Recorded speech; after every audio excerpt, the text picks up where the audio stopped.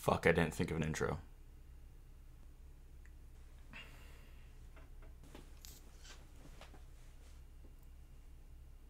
Okay.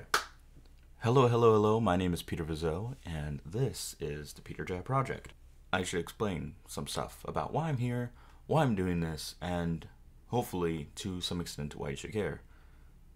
I am Peter Vizot, but I go by Peter Jad for creative stuff, because I'm weird, and because Vizot is sometimes hard to spell, and it's easier for people to see three letters and be like, yee, it's Jad. I'm doing a terrible job explaining this. I don't really know what this will be. Well, I have an idea, but I want it to be a little bit more open-ended because I am weird. And I don't know if that's a good thing or not. But we'll see. Let's get down to the nitty-gritty of it. I am recording this because A, it's part of an assignment. B, because I thought it'd be fun. C, because I need to monetize everything, I guess, because I'm a performer living in the digital age, so every part of my life has to be on the internet and recorded and documented and produced out as content. God, that sounded so pretentious. But I'm doing this because I am writing a play. I am entering my last semester at Arizona State University for my theater bachelor's degree. As you can probably tell by the shirt, it'd be kind of weird if I was wearing a shirt for another college when I was going to ASU. Like if I showed up to Arizona State University and was wearing like a Michigan shirt, and then that'd be kind of weird. Would that be weird? I don't think it'd be that weird. Anyway, part of completing the requirements for my degree is to create something. They're very open-ended with what your senior project is going to be, and they almost leave it completely up to interpretation. And a lot of people, like myself, resort to writing something, creating something new, letting that just sit in the ether, workshop it, perform it maybe, and see what happens. So that's what I'm doing. Now, I want to spend this episode, there's going to be more, maybe, I might get bored and not do another one ever again. That's how life works. This episode is going to be dedicated to talking about the project, how I landed on it, and what I want to do with it, and maybe some other stuff. But I don't really know all that, so.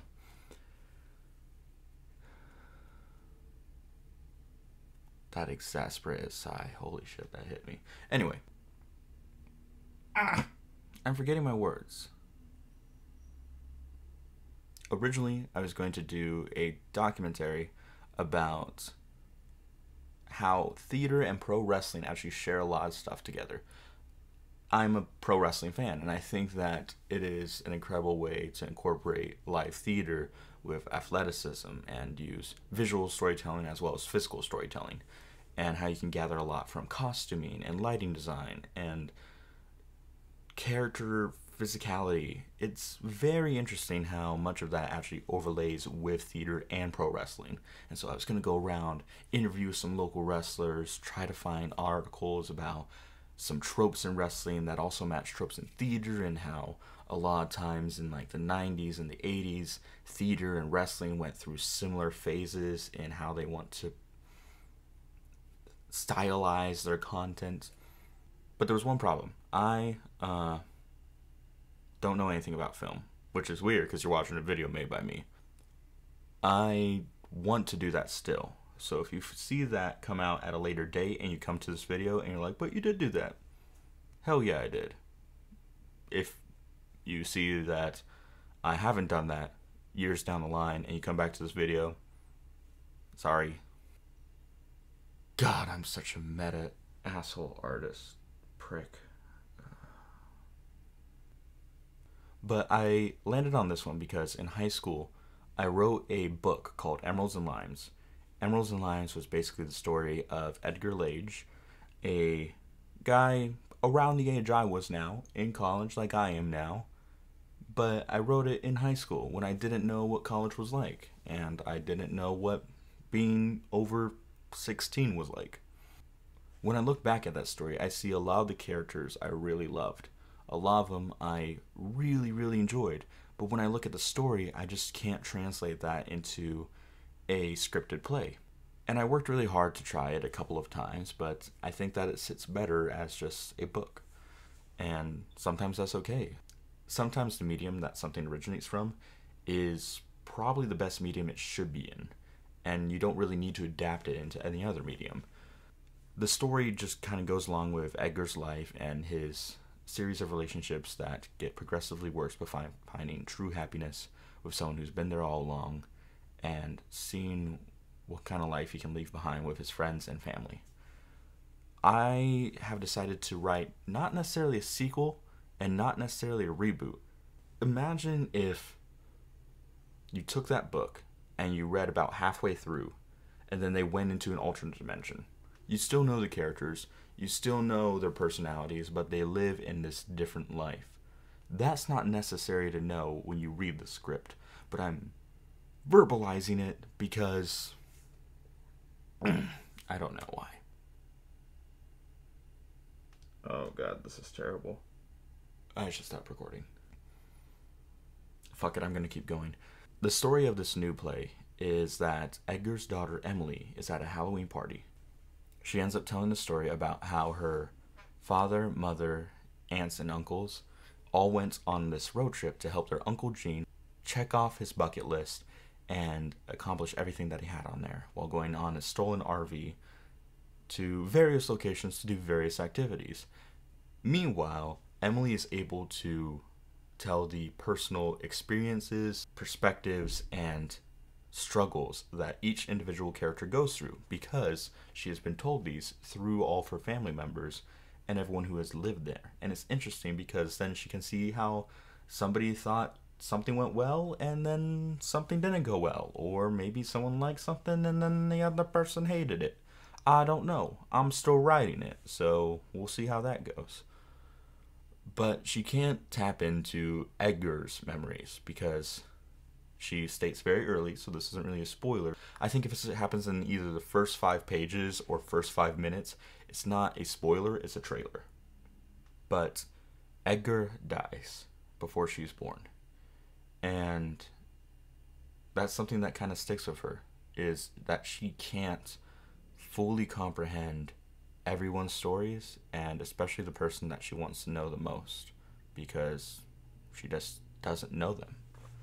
Yet, he's her dad, and so, by nature, he kind of has to have this impact on her life. Or does he? I don't know. That's something that I might try to explore. I rattled off some characters real quick, so let me go backtrack some of them. So there's Edgar, Emily's father, and most likely the main protagonist of the story, as Emily acts as a narrator, who can pop in and out, kind of interact with the sets and the people. They can't hear or see her, yada yada yada. There's Edgar. And then there's Amanda, who is Edgar's roommate and on and off lover. She ends up being Emily's mom. There is Langston, who is Edgar's half-brother. There is Sylvia, who is Edgar's sister. There is Jess, who is Sylvia's lover. And then there's Jean, who is Edgar's co-worker. They're all around mid-20s age, similar to myself now, so maybe I can comprehend that a little bit easier than when I was a teenager and didn't really understand much of how the world works. I still don't understand how most of the world works, but yet here I am talking about how the world works, I think. And essentially the play starts with it being Jean's birthday, his 27th birthday, and he comes in at a foiled surprise party attempt, but he announces that he has stolen his grandfather's RV without him knowing, and he wants to go and complete this bucket list. Everyone says that they need time to plan and will accordingly, otherwise it'd be kind of weird if plans fell through and then suddenly the play doesn't happen.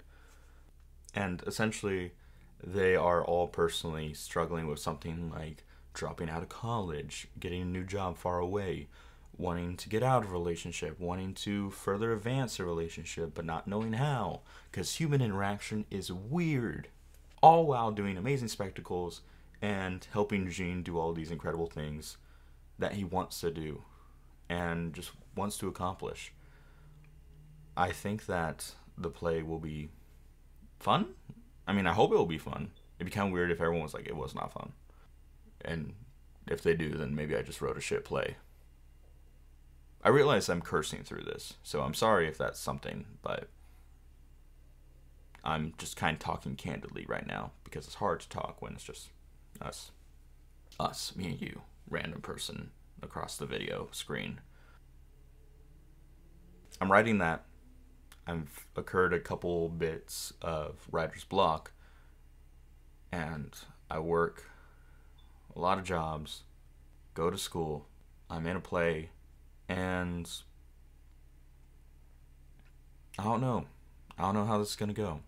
The end result is to write the show and hopefully do a audio play performance is what I'm aiming for right now. It might be more, it might be less, and I'm going to be okay with it, but I want to have it documented, because one of the things that sucks about theater to me is how if you aren't there the moment it happens, you will never see it again. Like, you won't see that exact performance again. You can go to see another production or show, but it might have a different director, it might have a different cast, it might have different lighting, or be in a different venue. Whenever you go see theater, that is a very unique showing of that production. And it never happens again. Is that sad? Is that good?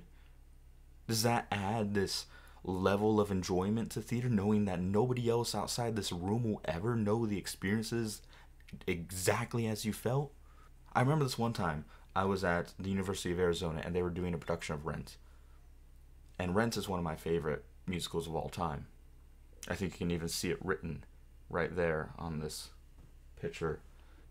But we go and we see it, and I remember sitting in, I think it was the second row on the furthest left side, and spoiler alert for anyone who wants to see Rent. If you haven't seen Rent, it's free online on YouTube. You can find a full Broadway performance, but essentially the character Collins was upstage thinking about the death of his lover Angel, as Angel goes up this scaffolding and exits on top of the set through this door that's in the top right. And I just kind of got this good angle of seeing Collins look out into the audience, staring into oblivion, and Angel staring down at him. And it was just this perfect angle. And I wish that we could put cameras in our eyes, because that would be awesome. It was a perfectly framed shot. But I can't. And maybe that's something important about theater, is that you can't capture that. But that's not going to stop me from trying. I remember reading that during the pandemic, still in the pandemic, go get vaccinated. Jesus Christ, I want to go to movies with my friends and parties with my friends without being scared that I'm going to be infecting my niece and nephew one day. God, I hope it ends soon. The pandemic, not me. Not life. I don't know. But essentially, the public theater did audio plays, where they would have people read the script and record only the audio for it. You might see this in podcasts, where it's scripted podcasts and they're aimed to tell a story. And so maybe that's something that I'm trying to accomplish too. Maybe it's exactly what I'm trying to accomplish. There is no maybe in that. But I just said maybe because then that makes it a little bit easier for me to approach. And I'm picking apart my own brain now. So let's stop that. Stop it now. God, I'm hungry. I gotta eat after this. I'm going to try to do this weekly. I'm going to try to give updates on the play and little aspects, and hopefully have a little bit more conversational thing and just kind of air out some stuff. But I'm hoping that by the end of the semester, I will have the script of a play that I love. I will have an audio recording of the play that I love. And I will have my bachelor's in theater, something that I've been striving for over 5 years now. I have a lot of hope. I have a lot of anxiety and doubt, but I think that hope has a fighting chance.